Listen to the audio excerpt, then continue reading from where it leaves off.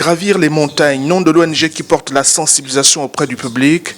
Elle est à la 3e édition du genre. Cette journée invite les familles gabonaises à un échange d'informations sur ce qu'il faut comprendre des maladies liées aux troubles cognitifs.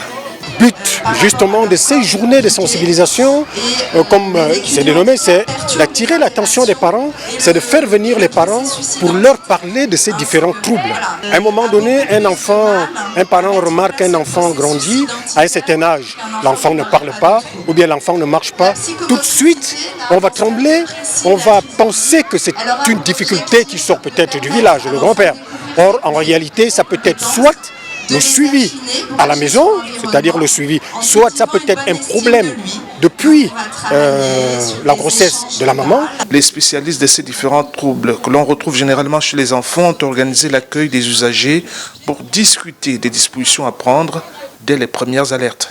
Nous sommes là pour soutenir d'autres enfants et puis pour participer un peu à cette journée, juste pour la culture et pour l'instruction. La fille a 6 ans, elle n'arrive pas à bien s'exprimer. Il y a certains mots qu'elle parle, il y a certains mots qu'elle n'arrive pas à parler. Les fonctions cognitives permettent le transfert des informations du sujet à son environnement.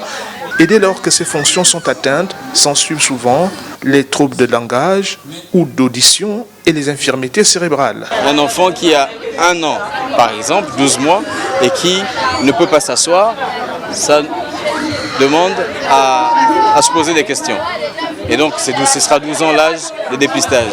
Mais de plus en plus, on est sûr qu'un enfant à 3 mois qui n'acquiert pas certaines capacités, certains apprentissages, peut être détecté. Pour cette année, l'ONG Gravir les montagnes a davantage voulu communiquer sur les cas d'autisme, d'épilepsie et de la trisomie 21, des troubles bien connus des familles gabonaises.